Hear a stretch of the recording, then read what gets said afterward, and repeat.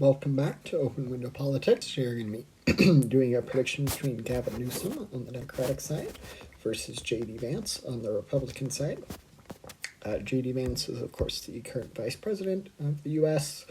And has been floated as the most likely Republican challenger in 2028 for the general election. Things could definitely change by then. We still got quite a while until 2028, but for now, J.D. Vance on the Republican side, and then the current governor of California, Governor Gavin Newsom, on the Democratic side.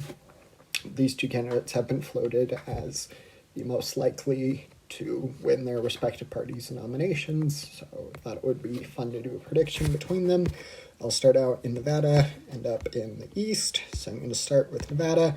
And in Nevada, I've gone back and forth. I do think that I don't think that Vance would do as well as Trump did in 2024 and win the state. So for now, I'm going to put it in the tilt blue column.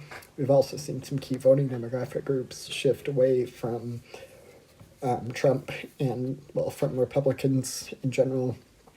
We've seen Hispanic Americans who backed Trump to more of a degree in 2024. We've seen election results where that has shifted towards the Democrats' favor. We've also seen younger Americans, Gen Z, vote shift to the left. So I'm going to go with the state of Nevada in the tilt blue Democratic column. I don't think that the momentum as of right now would be enough to win the state of Arizona. I think that J.D. Vance in some ways might be better suited to win the state of Arizona. Trump was able to win it by a pretty big margin. It was a lean margin in 2024. It was the furthest to the right swing state of the core seven, so it would take a lot for Democrats to take it back.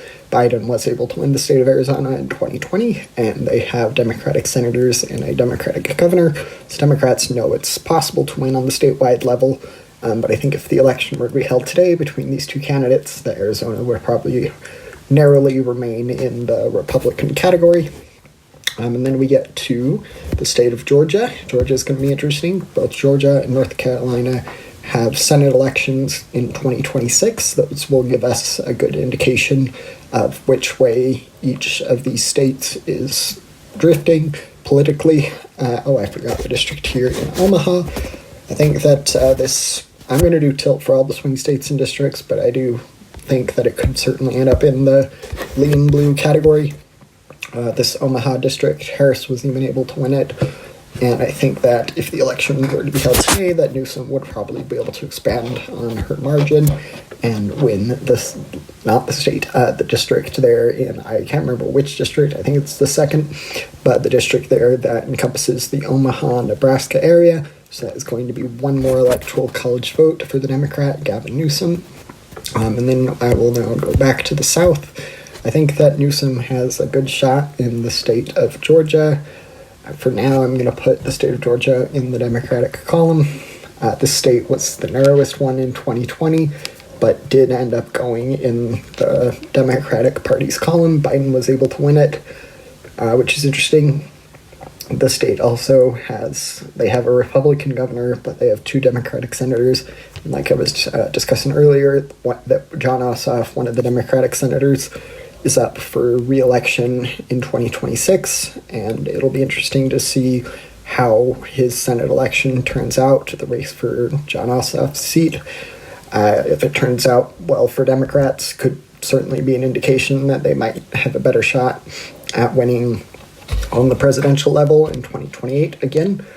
There are, of course, some voters who only vote on the presidential level or who don't vote for various reasons.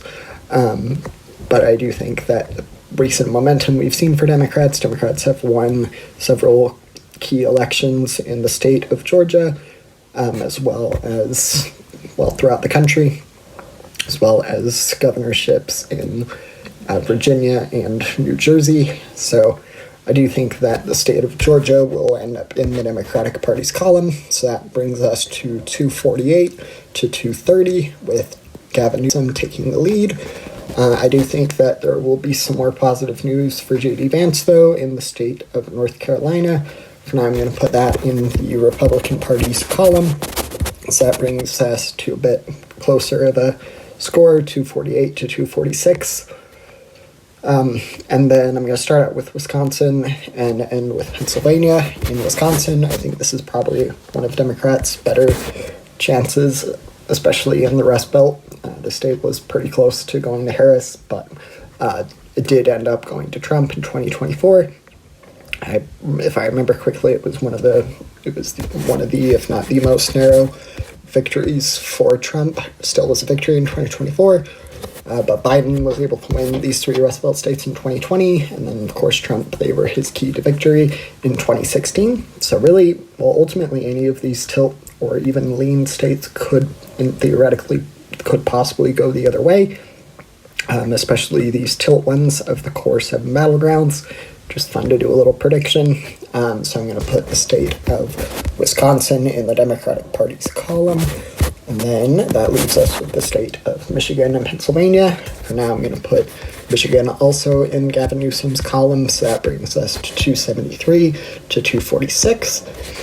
And then we get to the state of Pennsylvania. Pennsylvania, I think, is probably Republicans' best chance at securing a Rust Belt state. Generally, they do vote together, so I think there's a real case to put it into Gavin Newsom's column. Actually, I'm gonna keep these 3 Rust Belt states together. That is going to be 292 electoral college votes to 246. A victory for Gavin Newsom. Feel free to agree or disagree with me in the comments, and if you enjoyed this video, feel free to subscribe. I'd really appreciate it. Don't forget to like and comment as well. Hope you have a great day.